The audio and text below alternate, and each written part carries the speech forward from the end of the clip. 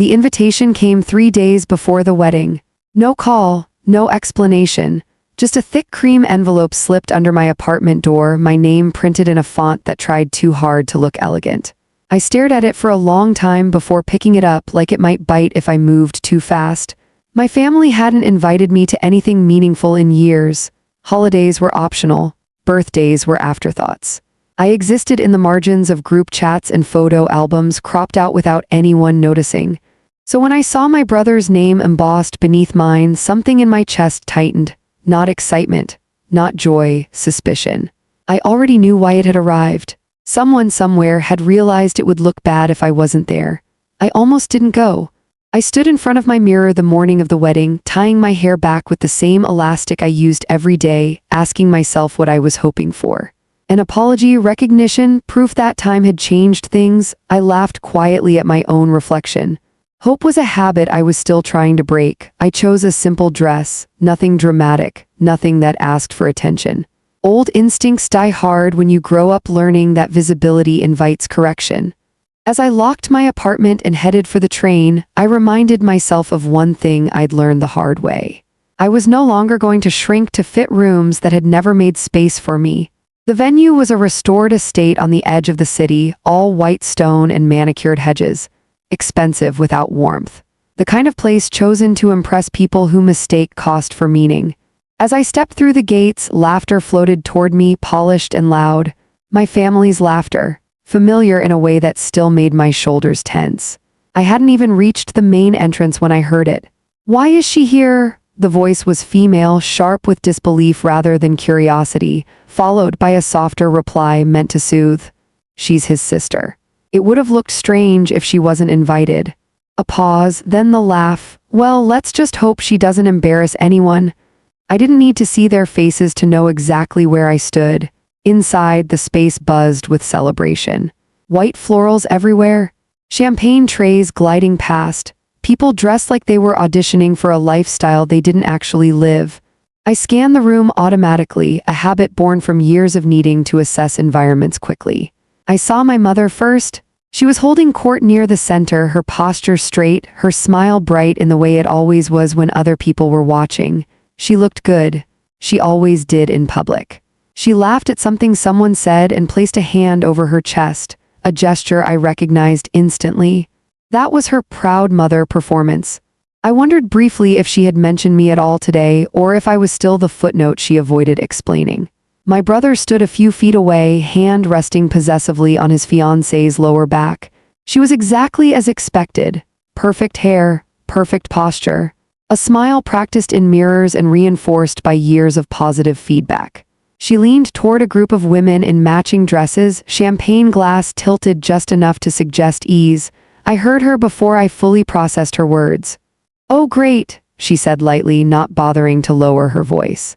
"She actually came?" A ripple of amusement followed. I felt it then, that old, familiar sensation, like I'd walked into a room where the temperature dropped just enough for discomfort but not enough for anyone else to notice. I didn't react. That too was an old skill. I moved through the room slowly, letting people look past me rather than at me. Servers did a better job of acknowledging my presence than most of my relatives. I accepted a glass of water and stood near a column, watching. This was how it had always been. Growing up, my brother was the reference point, the standard, the story everyone liked telling. I was the comparison that made his success shine brighter. If he achieved something, it was proof of his potential. If I did, it was luck, or timing, or a fluke no one expected to repeat. By the time I was old enough to understand what was happening, I had already learned the rules. Don't demand. Don't interrupt, don't make things difficult, be agreeable, be invisible. So I left. Not dramatically, not with slammed doors or shouted accusations. I just stopped participating. I built a life elsewhere, quietly, carefully, without announcing my progress to people who had never asked about it. And now here I was, back in the middle of it because someone needed the photo to look complete. My mother finally noticed me. Her smile froze for half a second before recalibrating. She approached with the air of someone doing something charitable. "You made it," she said as if surprised. "I did," I replied. Her eyes flicked over my dress, my shoes, my lack of accessories. The assessment was immediate and unkind. She leaned closer, lowering her voice. "You could have dressed up a bit more," she murmured. "This is an important day." I nodded. "I came as I am," she sighed, the long-suffering sound I knew too well. "Just try not to stand out." I watched her walk away without another word, already forgetting I existed. Across the room, my brother caught my eye. For a moment, something like uncertainty crossed his face. Then it was gone, replaced by the smile he wore for everyone else. He lifted his glass slightly in acknowledgement, then turned back to the woman beside him, his fiancée, the one who hadn't bothered to learn my name. She leaned in close to him, whispering something that made him laugh. Her hand tightened on his arm, a gesture meant to signal ownership more than affection. I wondered, not for the first time, what version of him she believed she was marrying. I stayed where I was. I didn't interrupt. I didn't introduce myself. I didn't correct anyone's assumptions, because there was something none of them knew. This wedding, this venue, this carefully curated illusion of stability and success. It all existed because years ago, someone like me had signed something they hadn't bothered to read closely. They thought they knew exactly who I was. They thought wrong, and by the time they realized it, the choice would no longer be theirs. There is a specific kind of silence that only exists around family. It's heavier than awkwardness, sharper than neglect. It's the silence that forms when people have already decided who you are and no longer feel the need to ask. That silence followed me through the reception hall as the ceremony wrapped and the guests began drifting toward the bar, toward laughter, toward comfort that had never required explanation. No one asked me where I lived now. No one asked what I did for work. No one asked how I'd been. They never had. Growing up, questions were reserved for my brother, his plans, his ambitions, his future. I was asked practical things: if I'd eaten, if I was being difficult, if I could help clean up. Concern, when it came to me, was logistical, not curious. I took a seat near the back as speeches began. My brother's friends told stories from college, all charm and exaggeration. His best man talked about loyalty and trust, words that sounded rehearsed but landed cleanly enough for applause. The bride laughed at all the right moments, touching my brother's arm like punctuation. My mother dabbed at her eyes, moved by the narrative she preferred. I watched it all with a strange detachment, like I was observing a play I'd seen too many times to be surprised by the ending. What fascinated me wasn't what they said. It was what they didn't. No one mentioned how the venue had been secured so quickly after a cancellation. No one questioned how the deposits had been smoothed over when vendors hesitated. No one asked why the estate's legal representative had deferred decisions to an anonymous consultant years earlier. They never asked because they never thought it mattered. That had been the advantage. 5 years ago, my parents were on the brink of losing their house. Not dramatically, quietly. Late notices slipped into drawers, phone calls unanswered, pride stretched thin. My brother was newly married then, focused on his own life, his own momentum. My parents didn't tell anyone how close they were to losing everything. They didn't tell me either. I found out because a bank clerk called the wrong number and reached me instead. She apologized, said she'd update the records. I asked a few questions, then more. By the end of the week, I understood the full picture. I didn't confront them, I fixed it. I did what I'd learned to do best. I solved the problem without asking for credit. I structured payments through a holding entity. I negotiated revised terms. I handled paperwork they didn't understand and would have been insulted by if I tried to explain. When the crisis passed, they told friends how relieved they were that things had worked out. They assumed my brother had stepped up. I let them. That was the pattern. Every time something quietly stabilized, they credited the version of the family they were proud of, not the one they overlooked. And because they never asked, they never knew. I'd learned early that visibility wasn't power. Control was. At the reception, I stood to refresh my water and nearly collided with my brother's father-in-law-to-be. He smiled warmly, the kind of smile reserved for people you believe are useful. "You must be the sister," he said. I nodded. He glanced around conspiratorially. "Family is everything, isn't it? Especially when everyone pulls their weight." Something about his tone snagged my attention. "Yes," I said evenly. "It is." He patted my shoulder as if that settled something and moved on, already dialing his phone. I stayed where I was, replaying his words, "pulls their weight." Later, I noticed my mother speaking animatedly to a group of guests I didn't recognize. She laughed too loudly, gesturing with her glass. He's always been responsible, she was saying, always thinking ahead. I didn't need to hear the rest. They weren't talking about me, they never were. That should have hurt more than it did. But something had shifted. Instead of the familiar ache, there was clarity. The kind that comes when you finally stop hoping someone will see you differently and start seeing them clearly instead. I slipped outside to the terrace as dusk settled. The estate lights flickered on, illuminating pathways I'd walked before, contracts I'd reviewed, clauses I'd rewritten in quiet offices far from family gatherings. This place existed because of foresight, not luck. And foresight had a timeline. Behind me, laughter spilled out through open doors. The celebration continued, untouched by the fact that it rested on assumptions that were already beginning to rot. They thought the future was secure because they'd never learned to question comfort. They thought stability came from names, not from signatures. They thought I was irrelevant because I had always allowed them to. That was about to change. Not because I wanted revenge, but because I was done carrying weight for people who pretended they didn't need me. I looked back at the glowing windows, the silhouettes moving inside, my brother's shape among them. He hadn't asked either. And that, more than anything, told me what came next.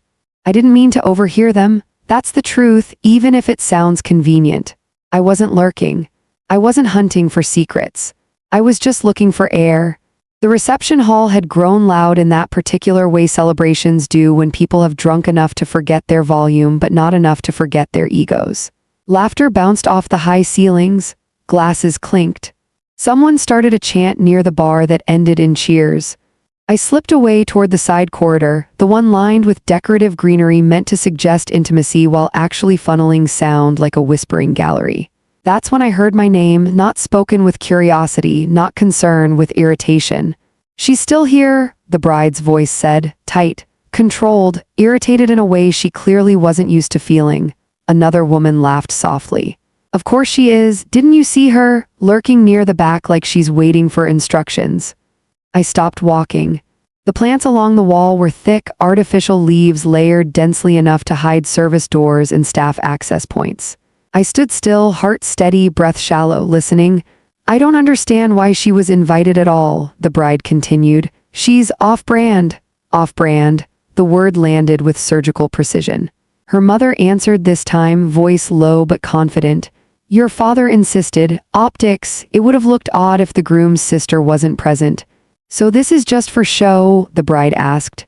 "Exactly," her mother said. "She won't matter after tonight." I closed my eyes. "She's harmless," another voice added. "A friend maybe, quiet, forgettable. Honestly, I doubt she even realizes what's happening." The bride exhaled, a sound of relief. "Good. Because I don't want her anywhere near us once things are finalized." Finalized? Her father's voice joined in then, calm, measured, businesslike. "Once the paperwork clears, it won't be an issue. We just need the appearance of unity long enough to stabilize everything." My spine straightened. Paperwork. Stabilize. This wasn't about family dynamics anymore. This was strategy. "What about him?" the bride asked. "He's attached." "A phase," her mother replied briskly. "He's sentimental, he'll adjust." "And the sister?" A pause. "She won't be a problem," her father said. "People like her never are. They don't push, they don't demand. They accept what they're given." My fingers curled slowly at my sides. "They should be grateful just to be included," the bride added. "Honestly, it's embarrassing. That dress, those shoes, you'd think she'd try harder." Laughter followed, light, dismissive. Finished, I stepped back quietly, my pulse finally beginning to climb, not because I was hurt, because I understood. This wasn't casual cruelty. This wasn't ignorance. This was intent. They hadn't just dismissed me, they had categorized me. Filed me away as an acceptable loss. A non-variable. Someone who existed only long enough to make their picture look complete. I moved down the corridor until the noise faded, then into a quiet side room meant for staff breaks. I sat down, hands resting on my knees, grounding myself. Think that was always my response. When emotions surged, I thought. When others reacted, I assessed. They had said paperwork. They had said stabilize. And they had assumed I would never notice, which meant whatever was happening hinged on my silence. I replayed conversations from the past year, casual comments, half explanations. The way my brother's future in-laws asked questions without asking questions. The way they smiled too quickly when finances came up. The way my mother boasted vaguely without understanding specifics. They thought my family had resources. Not because we did, but because something had been quietly holding us together for years. Something they assumed belonged to someone else. I stood, smoothing my dress, feeling the calm settle into place like armor. This was the moment things shifted. Not because I planned to expose them right now, not because I intended to cause a scene, but because I finally saw the entire board. They believed they were in control, they believed I was background, they believed I wouldn't interfere. And for once, they were half right. I wouldn't interfere, I would let them proceed exactly as planned. Because when people reveal how little they think of you, they also reveal how recklessly they behave around you. I returned to the reception with my expression neutral, my posture relaxed. No one noticed my absence. No one asked where I'd gone. The bride was laughing again, radiant, confident in her future. My brother caught my eye briefly, lifted his glass in an absent salute. I nodded back. Behind the scenes, clocks were already ticking, and they had no idea whose time they were actually on. People assume patience looks like stillness.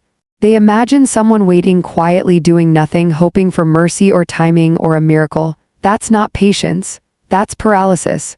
Real patience is movement you don't announce.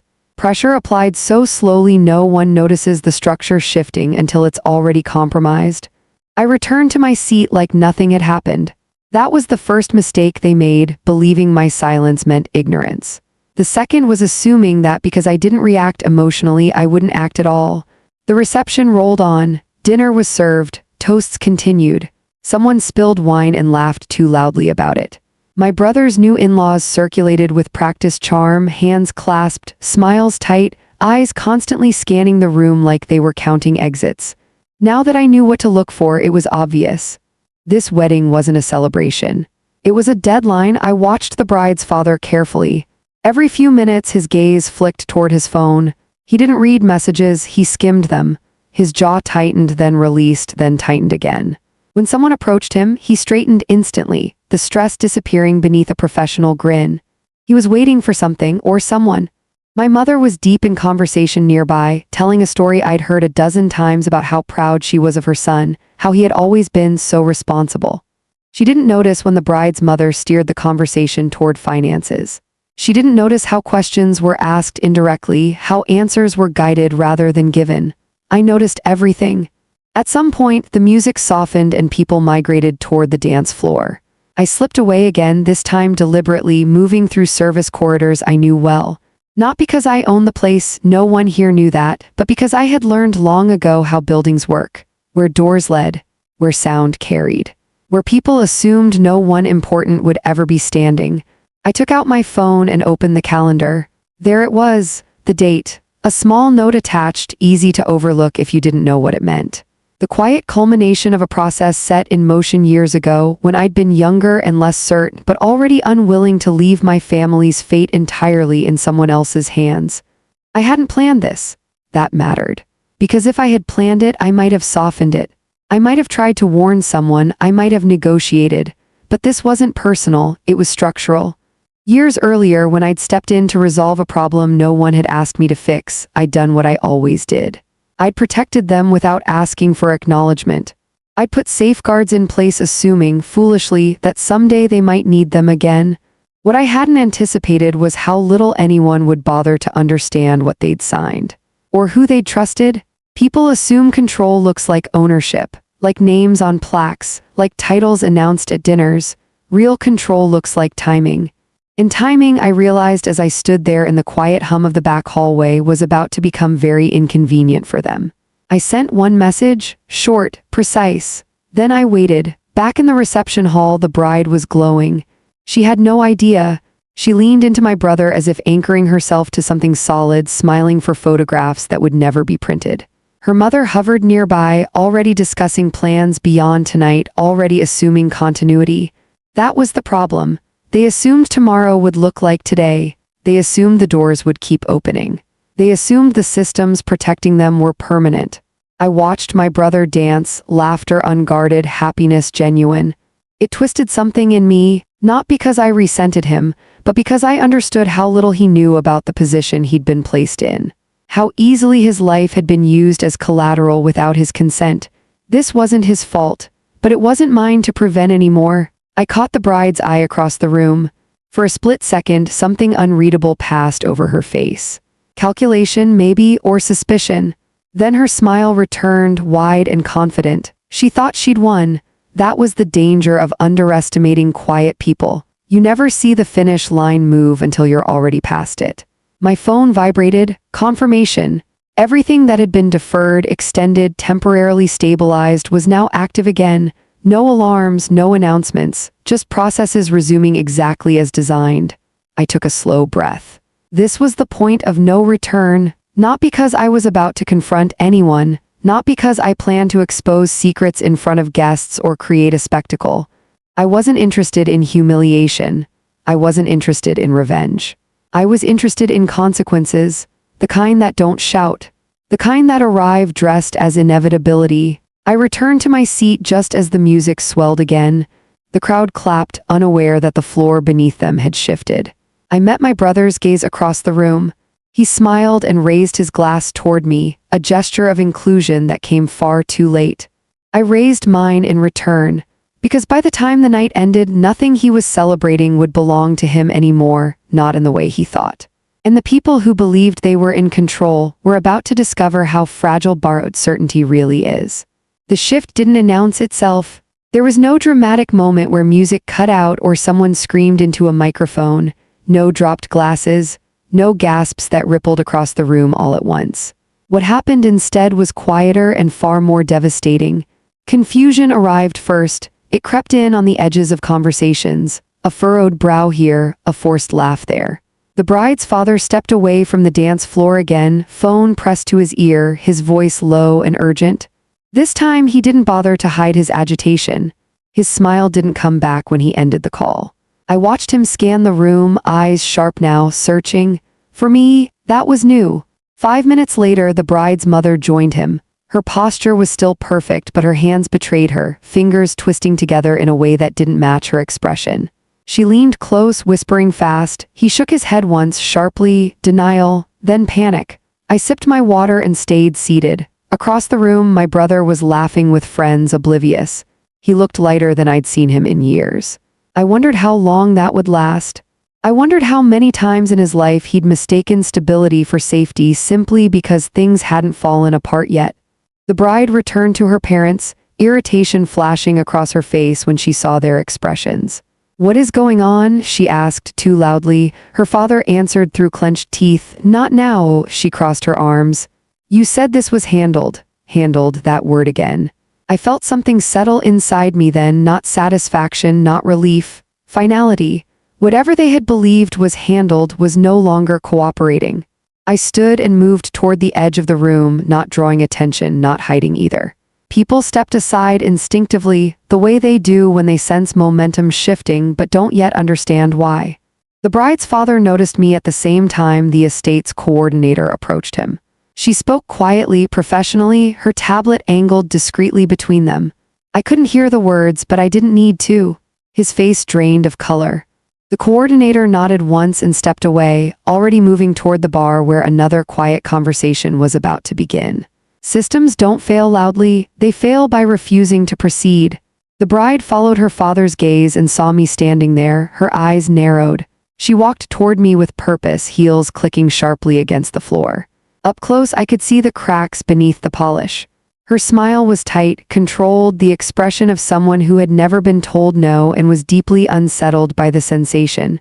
"What did you do?" she asked under her breath. I tilted my head slightly. "What makes you think I did anything?" Her jaw tightened. "Things don't just stop." "No," I agreed calmly. "They don't, they reach their terms." She stared at me, trying to recalibrate. "This isn't funny. I'm not joking." She glanced over her shoulder at her parents, who were now deep in conversation with two men I recognized immediately, legal counsel. Their posture was unmistakable, controlled urgency. Containment mode, her voice dropped. "Fix it," I almost smiled. "Fix what?" I asked. "This," she hissed, gesturing vaguely around us. "Whatever you think you're doing, stop, you're embarrassing everyone." There it was, not fear of consequences. Fear of exposure. "I'm not doing anything," I said evenly. I'm letting things do what they were always going to do. She looked at me like I'd spoken another language. You don't matter enough to do this, she said finally, voice trembling despite her effort to steady it. I met her gaze without blinking. That's where you're wrong. Before she could respond, her mother called her name sharply. She turned away, frustration written across her face, and hurried back to them. I watched the moment she realized something was truly wrong. Watched the smile slip completely, leaving behind naked panic. Guests were starting to notice now. The bar stopped serving one type of champagne, then another. The music faltered briefly, resumed, then softened again. Conversations stalled. People checked their phones, whispering. The illusion was cracking. My brother finally noticed. He approached me, concern etched into his expression. What's happening? He asked quietly. They look upset. I studied his face, the confusion, the genuine worry. The trust he still had in the structures around him. I think, I said carefully, you should ask them. He frowned. Ask who? Before I could answer, his mother joined us, breathless, her composure finally fractured. We need to talk, she said sharply to me. That was new, too. She pulled me aside, away from the crowd, her grip tight on my arm. What is going on? She demanded. They're saying things aren't finalized. That there are issues. I looked at her steadily. Issues with what? With everything, she snapped. The venue, the accounts, the timing. I waited, she swallowed. Did you know about this? Yes, her eyes widened. Then why didn't you say something? The answer rose easily because it was the truth. You never asked. Silence stretched between us, thick and uncomfortable. Before she could respond, raised voices cut through the room. The bride's father was arguing now, no longer trying to hide it. Words like miscommunication and temporary floated through the air. No one was buying it. A man in a dark suit approached the group calmly, badge clipped discreetly to his belt. That's when the room finally understood. The wedding didn't end in a dramatic collapse. It ended in a slow unraveling. People left quietly. Some offered awkward condolences. Others avoided eye contact entirely. The bride disappeared with her parents into a side room, her dream dissolving faster than she could process. My brother stood frozen near the center of it all, realization dawning in painful increments. He looked at me again, really looked this time, and for the first time in our lives, he asked a real question. What did you do? I exhaled slowly. I stopped protecting people who never protected me. The room didn't empty all at once. People drifted out in clusters, murmuring to one another in voices that tried and failed to sound casual. Shoes clicked more softly now, as if volume itself had become inappropriate. A wedding that never happened leaves behind a strange kind of quiet, not grief exactly, not shock either. More like the absence of a future everyone assumed was guaranteed. I stayed where I was. For years, I had been the one who left first. The one who slipped out early, made excuses, reduced myself to avoid being noticed. Tonight, I wasn't in a hurry. I had nowhere I needed to run to, nothing left to hide from. My brother sat down heavily in one of the empty chairs near the edge of the dance floor, elbows on his knees, staring at the ground like it might give him answers if he looked hard enough. His tie was loosened, his jacket abandoned somewhere behind him. He looked smaller somehow, not physically but emotionally. Like the version of him I remembered from childhood, right after he realized something had gone wrong and no adult was coming to fix it. I walked over and sat beside him. We didn't speak for a long time. Eventually, he broke the silence. I didn't know, he said, voice rough, about any of it. I know, I replied. That surprised him. He turned to look at me. You do? Yes, he swallowed. Then why didn't you tell me? I considered the question carefully. Not because I didn't know the answer, but because I wanted to be honest without being cruel. Because every time I tried to be part of your world, I said slowly, I was treated like an interruption. I learned a long time ago that people who don't listen don't suddenly start just because the truth is inconvenient. He flinched just slightly. I never meant to, he began, then stopped. I guess I didn't notice. That's the thing, I said. You didn't have to mean it. He nodded, staring ahead again. They're gone, he said after a moment. All of them, her parents, her friends. Her, yes, and the wedding. There was never going to be a wedding, I said gently, just a transaction. That landed harder than I expected. He rubbed his face with both hands, breathing out slowly. I feel stupid, he admitted. I didn't correct him. This wasn't about making him feel better. It was about letting him feel what he needed to feel. You're not stupid, I said finally. You're human. You trusted people who were very good at being trusted. He nodded again, then looked at me with something new in his eyes. Not confusion this time. Respect maybe, or recognition. How long? He asked. How long what? How long have you been doing all this? I met his gaze. Longer than you think. Our mother approached hesitantly, stopping a few steps away as if unsure she was allowed closer. Her makeup was smudged, her posture uncertain. She looked older than she had earlier that evening, the years suddenly catching up to her now that the performance was over. She cleared her throat. I didn't know who to believe, she said quietly. Everything happened so fast. I stood, not in anger, not in triumph, simply because it was time. You believed what fit the story you were comfortable with, I replied. You always have, she winced. That's not fair. It's accurate, I said calmly. Fairness stopped being the goal a long time ago. She opened her mouth, then closed it again. Tears filled her eyes, real ones this time, unpolished and unplanned. I thought you were fine, she whispered. You never said you needed anything. I learned early that needing things didn't make space for me, I answered. So I stopped. That was the moment something shifted between us, not reconciliation. Not forgiveness, understanding maybe, or the beginning of it. I'm sorry, she said. I nodded. I believe you. That didn't mean everything was fixed. It meant the truth was finally out in the open. I left shortly after. Not because I was overwhelmed, but because staying longer would have meant performing closure instead of letting it happen naturally. I walked out into the cool night air alone, the sounds of cleanup already beginning behind me. Tables would be cleared, flowers thrown away, music silenced, evidence of a future that never existed erased efficiently. Outside, the city hummed as usual, indifferent to private implosions. I sat in my car for a moment before starting the engine, hands resting loosely on the steering wheel. I didn't feel victorious. I didn't feel empty either. What I felt was something rarer, unburdened. I drove home without turning on the radio, letting my thoughts settle into their proper places. When I reached my apartment, I kicked off my shoes, poured myself a glass of water, and stood by the window watching the lights flicker in distant buildings. Tomorrow, life would continue. Contracts would still be honored, responsibilities would still exist, people would still underestimate others based on shallow assumptions. None of that had changed. What had changed was me. I had spent years believing that walking away quietly was the same as losing. Tonight taught me otherwise. Walking away with clarity, with boundaries, with your sense of self intact, that's not loss. That's freedom. I didn't need apologies to move forward. I didn't need acknowledgement to validate what I had built. I didn't need anyone's permission to take up space. I slept deeply that night. Not because everything was resolved, but because I finally was. In the weeks that followed, my brother reached out more, not constantly, not desperately, just honestly. We talked about small things at first, then bigger ones. We didn't pretend the past hadn't happened. We didn't rush into closeness that hadn't been earned. We let trust rebuild slowly, brick by brick. My mother began therapy. She didn't announce it proudly. She mentioned it quietly, like someone learning a new language they should have spoken years ago. I appreciated that more than any grand gesture. And me, I went back to my life, to my work, to my routines. To the future I had already been shaping long before anyone thought I mattered. Sometimes people still underestimate me. I let them. There's power in being unseen when you know exactly who you are.